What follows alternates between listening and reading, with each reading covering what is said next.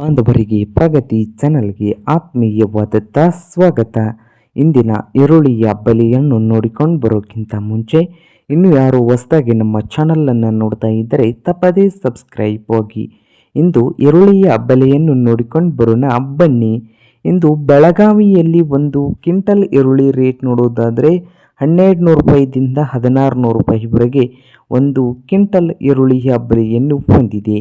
ಹಾಗೆ ಬೆಂಗಳೂರಿನ APMC ಪುನಾದಲ್ಲಿ ನೋಡೋದಾದರೆ 800 ರೂಪಾಯಿದಿಂದ 1600 ರೂಪಾಯಿವರೆಗೆ ಒಂದು ಕ್ವಿಂಟಲ್ ಈರುಳ್ಳಿಯ ಬೆಲೆಯನ್ನು ಹೊಂದಿದೆ. ಹಾಗೆ ಬೆಂಗಳೂರಲ್ಲಿ ಲೋಕಲ್ದಲ್ಲಿ ನೋಡೋದಾದರೆ APMCಯಲ್ಲಿ 200 ರೂಪಾಯಿದಿಂದ 600 ರೂಪಾಯಿವರೆಗೆ ಗರಿಷ್ಠ ದರವನ್ನು ಹೊಂದಿದೆ.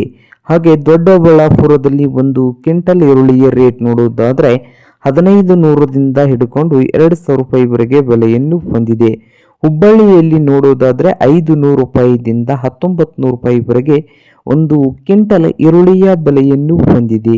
ಹಾಗೆ ಉಡುಪಿಯಲ್ಲಿ ಒಂದು ಕ್ವಿಂಟಲ್ ಈರುಳ್ಳಿ ರೇಟ್ ಬಂದು 800 ರೂಪಾಯಿದಿಂದ ಹಿಡಿದು 1800 ರೂಪಾಯಿವರೆಗೆ ಉಡುಪಿಯಲ್ಲಿ ಒಂದು ಕ್ವಿಂಟಲ್ ಈರುಳ್ಳಿಯ ಬೆಲೆಯನ್ನು ಹೊಂದಿದೆ.